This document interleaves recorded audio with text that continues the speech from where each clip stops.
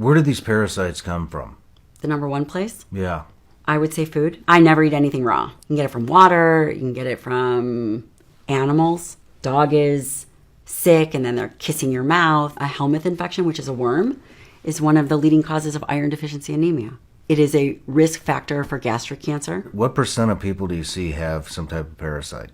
90%. 90%? So I probably have parasite. You definitely. Yes, my friend. You definitely have one.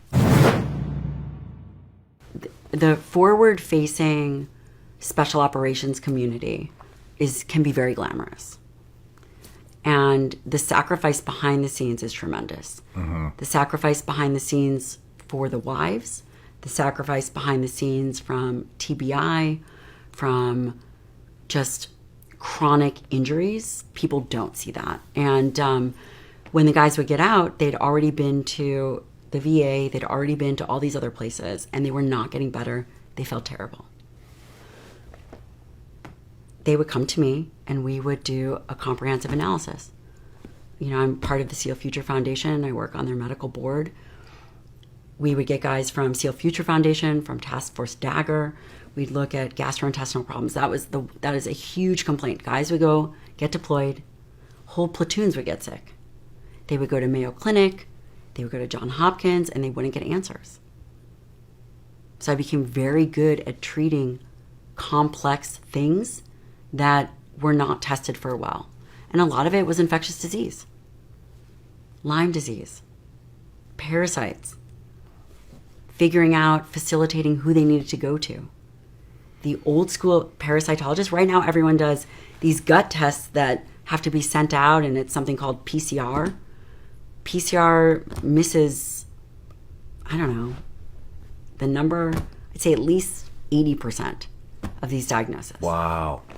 So these guys weren't getting better. 80%? I mean, I'm saying that from my clinical experience. I don't know what the data says, because what we would do is we would send out these PCR testing, because now it's the gold standard.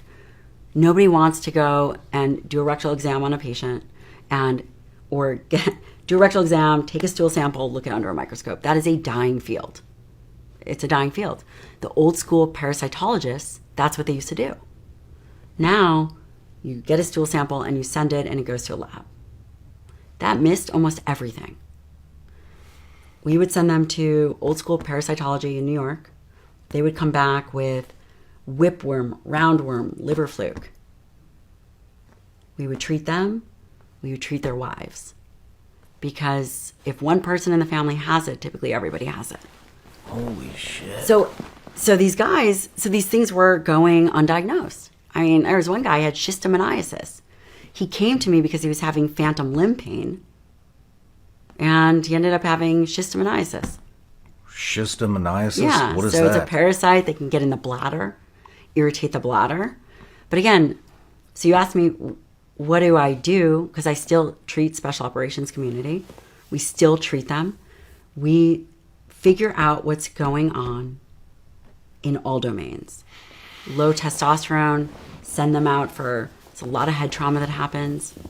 Got to send them out. They have to get testing. There's a lot of exposures. The barracks are full of mold.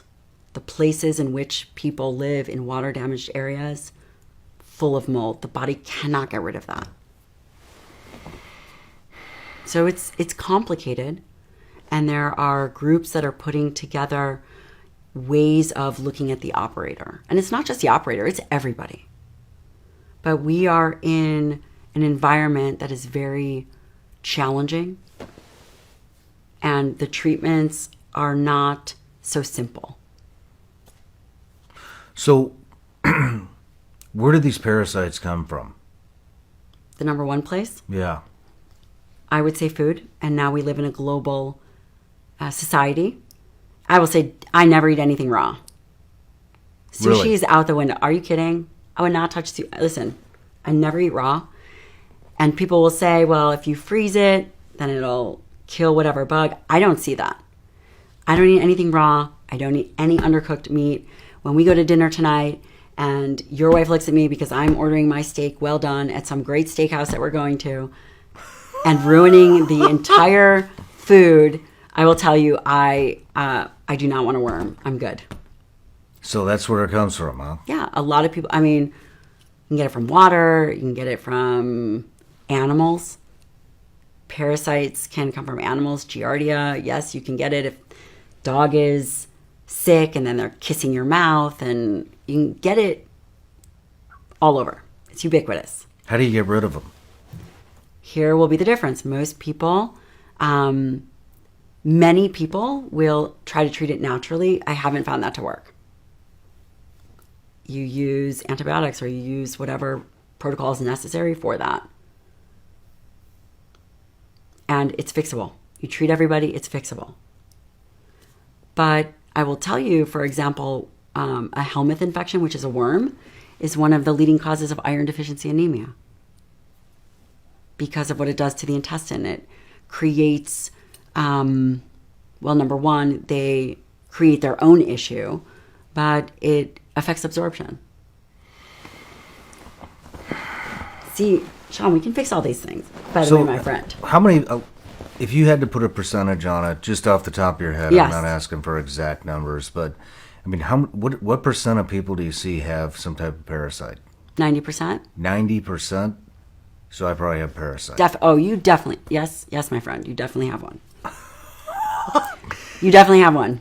I've never had a team guy that's not had a parasite. No kidding. Never. I've been checked for those things. You've been checked the traditional way, which uses PCR testing. That's right. And that's part of the issue. And we got really good at treating and testing for those kinds of things because you need solutions. Although you're very robust and healthy, some guys end up really struggling.